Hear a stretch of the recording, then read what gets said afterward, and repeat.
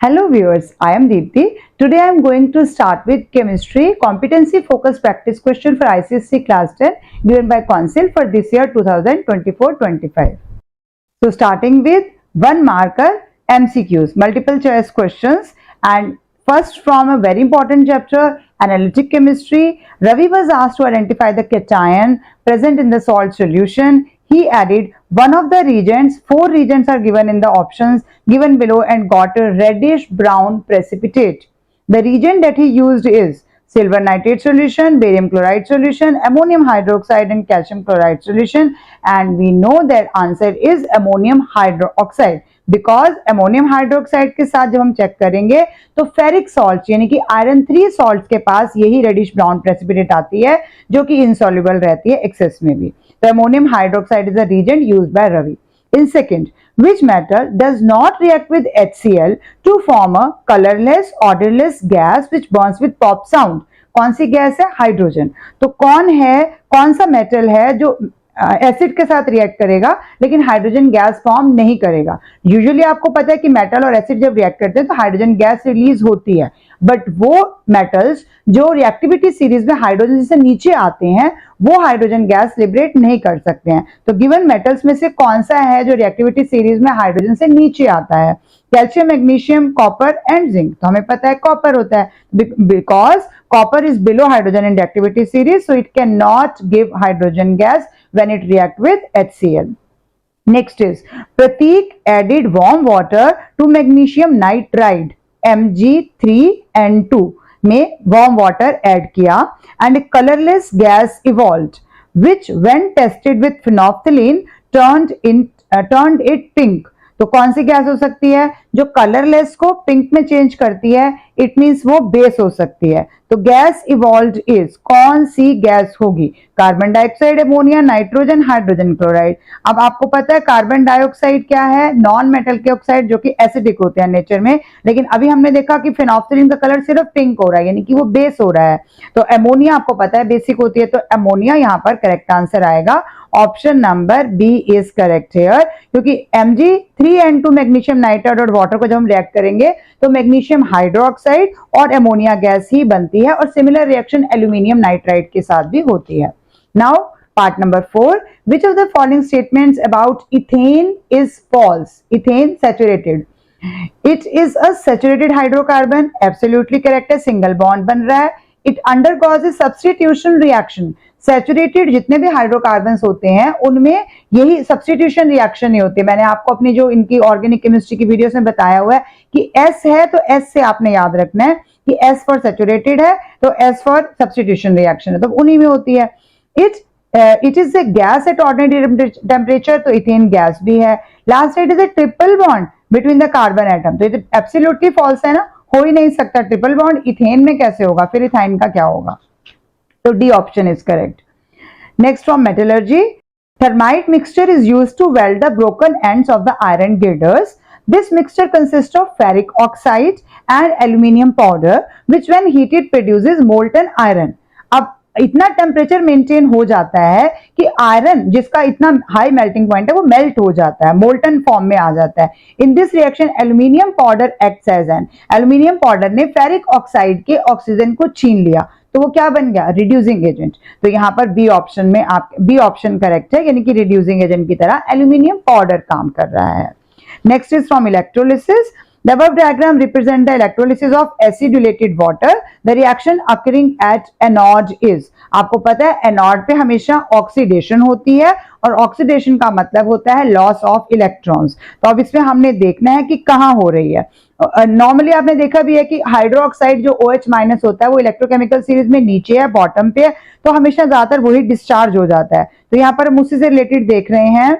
एसिडिलेटेड water में तो वैसे भी इसी ने जाना है, तो OH माइनस है और माइनस इलेक्ट्रॉन यानी लॉस ऑफ इलेक्ट्रॉन भी हो रहा है और आपके पास OH बन रहा है. फिर हम 4 को इकट्ठा करेंगे तो 2 वाटर के मॉलिक्यूल और 1 ऑक्सीजन का मॉलिक्यूल बन रहा है. तो ये रिएक्शन आपका डी ऑप्शन में करेक्टली दिखाया हुआ है जो एनोड पे होने वाली रिएक्शन है.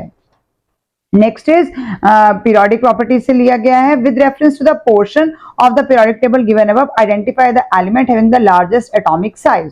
अब एटॉमिक साइज के लिए आपको मैंने कीवर्ड दिया हुआ है MAVINE, MAVINE. M क्या है? मेटेलिक कैरेक्टर, ए क्या है एटॉमिक साइज। एटॉमिक साइज नीचे जाने पे यानी कि जब हम ग्रुप में नीचे जाएंगे तो एटॉमिक साइज इंक्रीज होता है और पीरियड में इधर जाएंगे तो डिक्रीज होता है। नीचे जाने पे इंक्रीज हो रहा है तो सबसे नीचे जो होगा उसका सबसे बड़ा होगा, और उधर जाने पे डिक्रीज हो रहा है यानी कि जो सबसे एक्सट्रीम लेफ्ट में होगा उसका सबसे ज्यादा होगा। तो इनमें सबसे लेफ्ट में है ही कौन है, बी एलिमेंट है जो कॉर्नर पे आ रहा है। ऊपर से जाएंगे तो सबसे नीचे है और इधर देखेंगे सबसे लेफ्ट में है, तो बी सबसे नीचे हो गया। तो option number B is correct in this, जिसमें बी ही लिखा भी गया है। Next, part number 8. The picture given below shows an apparatus that teacher used for demonstrating the properties of ionic substances. Teacher heats a sample of lead bromide in a crucible which contain 2 electrodes which are part of the circuit shown. The bulb does not light up. What is the best explanation for this? अगर bulb glow नहीं कर रहा तो क्या explanation हो सकती है? आप सबको पता है लेड ब्रोमाइड का हमने पढ़ा हुआ है, 4 ही केसेस आते हैं, वही चारों इंपॉर्टेंट है। आप देख रहे हो बार बार वही रिपीट हो रहे हैं। तो ए ऑप्शन है सर्किट इज कंप्लीट, अगर कंप्लीट होता तो बल्ब ग्लो कर जाता। यहाँ पर molten lead bromide does not conduct electricity, जब मोल्टन होगा तब तो कंडक्ट करेगा, ये तो बात सही है, बट हमें सबसे अप्रोप्रिएट लेना है। The sample of lead bromide was not heated up to the melting point by the teacher, यानी उसने गर्म तो किया लेकिन लेड ब्रोमाइड अपने मेल्टिंग पॉइंट तक नहीं पहुंचा, जो कि बेस्ट ऑप्शन यहाँ पर सूट कर रही है, क्योंकि melting point of lead bromide जो होता है वो 380 के अबव होता है। तो 380 के अबव लाने के लिए हमें उस टेम्परेचर को मेंटेन भी करना पड़ता है, कॉन्टिन्यूसली बर्नर से हीट देनी पड़ती है, जो कि शायद यहाँ पर नहीं मेंटेन की गई है, तभी वो बल्ब ग्लो नहीं कर रहा है। C option is correct, sample is not properly heated. In ninth part, element Y is in the group 2A of the periodic table. Group 2A मतलब Y के पास 2 outermost shell में electrons हैं 2+. Y reacts with element Q to form an ionic compound. अब वो Q के साथ मिलके ionic compound यानी इलेक्ट्रोवैलेंट बॉन्ड ही बना रहा है, तो एक कैटायन होगा तो दूसरा एनायन होगा। Which equation shows the process that takes place when Y forms ions? तो अब हमारे पता है कि वो मेटल है, ग्रुप 2 है ना, तो मेटल है, तो मेटल क्या करते हैं, लूज करते हैं, तो Y 2 इलेक्ट्रॉन दे देगा और Y 2+ बना देगा, तो ये रिएक्शन होनी है। तो ये हमारा डी ऑप्शन बन रहा है, Y-2 इलेक्ट्रॉन और फिर वो Y2+ बन जाएगा उसके ऊपर। तो ये रिएक्शन हमेशा क्या, ये मेटल है, मेटल क्या करते हैं, हमेशा रिडक्शन करते हैं, यानी लॉस ऑफ इलेक्ट्रॉन होता है और ज्यादातर वो कैथोड पे होता है। तो यहाँ पर हमारे पास डी ऑप्शन करेक्ट है, हालांकि उसकी जरूरत हमें भी नहीं है। In 10th part, diagram below shows a circuit used to electrolyze aqueous sodium argentocyanide की इलेक्ट्रोलिसिस करनी है। Which arrow indicate the movement of silver ions in the electrolyte? ये फर्स्ट पार्ट में बोला है कि इलेक्ट्रोलाइट के अंदर जब तक है तो सिल्वर आयंस कहां से कहां जा रहे हैं। 3 और 4 दो एरो लगे हुए हैं। अगर आप ध्यान से देखोगे तो बैटरी की सप्लाई का राइट हैंड साइड आपको माइनस यानी कैथोड दिखाया है और लेफ्ट हैंड साइड एनोड यानी पॉजिटिव टर्मिनल दिखाया हुआ है।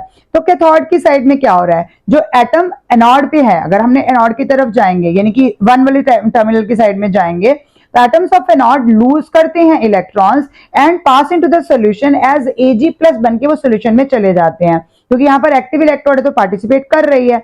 Hence silver ions attracted toward किसकी तरफ जाएंगे, कैथोड की तरफ जाएंगे। तो इलेक्ट्रोलाइट के अंदर जो सॉल्यूशन के अंदर हैं वो कैथोड की तरफ जाएंगे। तो हमारा 4 जो है वो सही फ्लो दिखा रहा है, 3 तो उस तरफ जा रहा है, 4 का दिखा रहा है हमारे को ये, तो यहां से ये करेक्ट है। और सेकंड पार्ट में पूछा है of the electrons in the external circuit, external circuit में इलेक्ट्रॉन्स कहां से कहां जा रहे हैं। तो नेगेटिव चार्ज है, इलेक्ट्रॉन क्या होते हैं, नेगेटिवली चार्ज होते हैं, तो मूव करेंगे कहां, पॉजिटिवली चार्ज की तरफ यानी एनोड की तरफ जाएंगे। तो यानी एक्सटर्नल सर्किट में यानी बाहर जब हम जाएंगे तो 1 सही डायरेक्शन दिखा रहा है और अंदर अगर हम इलेक्ट्रोलाइट में तो 4 करेक्ट डायरेक्शन दिखा रहा है। This is option number D in this case.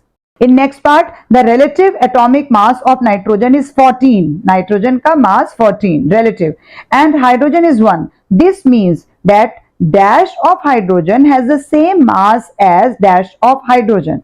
तो नाइट्रोजन का क्या कंपैरिजन होगा, तो नाइट्रोजन, दिस मींस दैट हमने 14 क्या लिया है, नाइट्रोजन का एटम, तो an atom of nitrogen has the same mass as dash of hydrogen. Hydrogen का मैं क्या लूंगी नाइट्रोजन के कंपैरेटिवली, जबकि वो 14 है और ये 1 दिया है। तो अगर मैंने नाइट्रोजन का एक एटम लिया है तो मुझे हाइड्रोजन को इक्वल करने के लिए कितना लेना पड़ेगा, H2 होता है उसका एक मॉलिक्यूल, H के नीचे 2 मतलब हाइड्रोजन का एक मॉलिक्यूल, तो 14 लाने के लिए मुझे 7 चाहिए होंगे, तो हम क्या लिखेंगे 7 मॉलिक्यूल्स ऑफ हाइड्रोजन यानी an atom and 7 molecules. Option number B is correct in this part.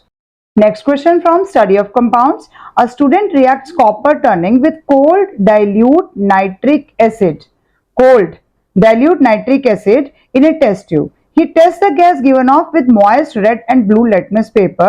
What is the name of the gas that evolved and what is the final color of the litmus paper?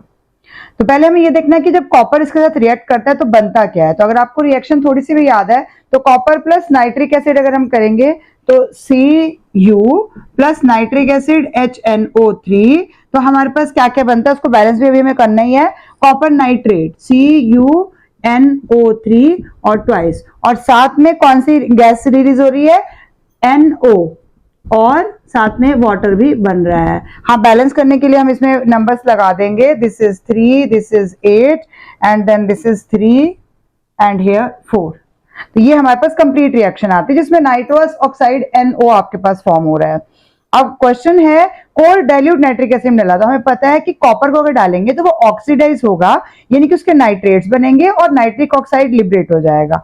अब gas बताना है और final colour बताना है। तो gas हमने देख लिया कि NO लिबरेट हो रही है, तो NO वैसे तो इसमें किसी और में ऑप्शन में है ही नहीं, ए ऑप्शन में तो वैसे ही ठीक हो गया, बट उसने आपको दे भी दिया कि जब हम गैस को टेस्ट कर रहे हैं what is the final colour of the litmus paper, क्या आएगा final colour, no change in blue and red litmus paper, कोई चेंज ही नहीं आएगा। इसका मतलब क्या हो गया कि NO जो बनी है नाइट्रस ऑक्साइड वो न्यूट्रल है नेचर में, तो यहां पर ये भी क्लियर है, तो A option is correct. In 13 part, which element forms a stable ion with the same electronic configuration as argon? अब argon का 18 होता है, तो 18 के हिसाब से 288। अब कौन है इनमें से जो ये नियरेस्ट नॉर्मल गैस की कॉन्फ़िगरेशन को अटेन कर सकता है? मैग्नीशियम के पास तो 2+ है, नहीं कर सकता। फ्लोरीन पिछले उसमें चला गया, क्लोरीन और सोडियम, तो क्लोरीन इनमें से कर रहा है क्योंकि क्लोरीन के पास क्या होंगे 17 होते हैं, तो 287 है और वो फटाफट गेन करके अपने आप को नियरेस्ट इनर्ट गैस यानी आर्गन बना लेगा, यानी option number C is correct. In 14th part from organic chemistry, diagram below represents the molecule of an organic compound। बहुत अच्छे ढंग से डायग्राम रिप्रेजेंट किया गया है। What is the name of this compound? तो आपको जितने भी हॉलो सर्कल्स दिखाए हैं, हॉलो वाले जो हैं ये हमारे पास कार्बन है, यानी कि 4 हैं। इसके अलावा आपको इसके आगे एक डार्क वाला दिखाया है जो छोटा है थोड़ा साइज में, वो ऑक्सीजन भी है, और उसके आगे जो डॉट्स लगा है वो आपके पास हाइड्रोजन भी है, यानी O और H लग रहा है हमारे पास एंड में, और टोटल कार्बन के साथ सबके साथ पूरा सेटिस्फाई किया गया। तो 1 2 3 4, तो 4 की चेन में मतलब हमारे पास ब्यूट होता है, और OH मतलब एल्कोहल ग्रुप होता है, तो क्या हो गया ब्यूटेनॉल इसका करेक्ट आंसर हो गया, क्योंकि ब्यूट मतलब 4 की चेन है और OH मतलब एल्कोहल ग्रुप लगा हुआ है।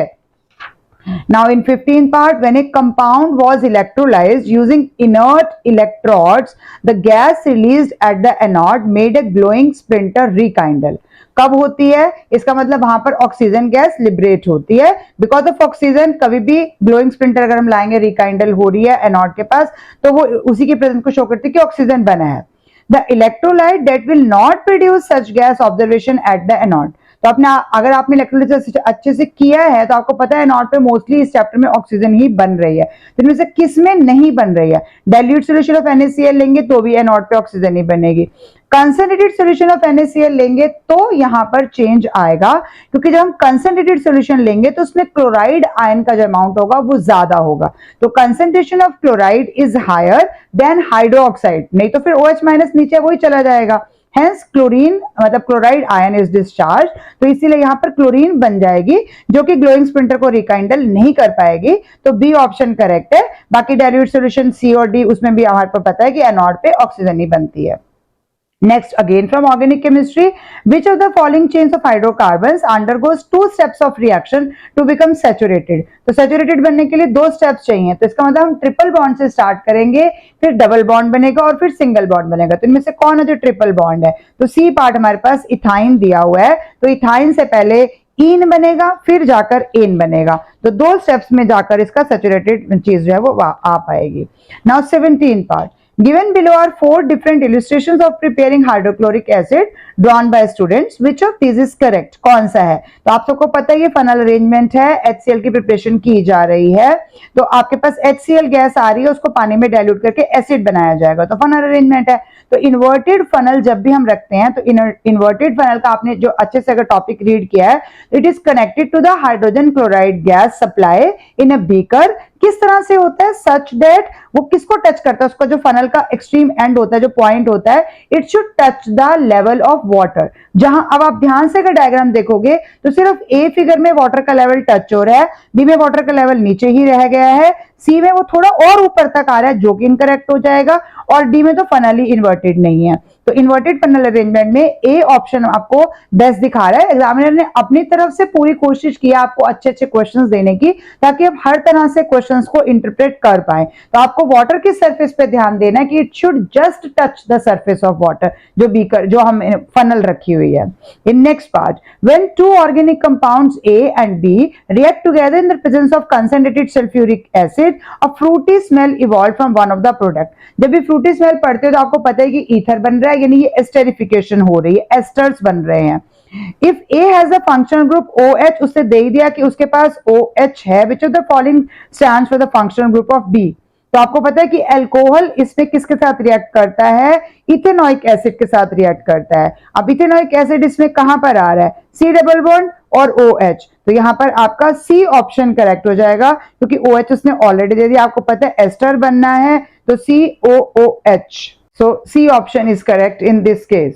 Now in next chemical bonding, given below are the four covalent compounds: water, carbon tetrachloride, chlorine and ammonia. Which of the following represent the correct order when they are arranged in increasing number of covalent bond?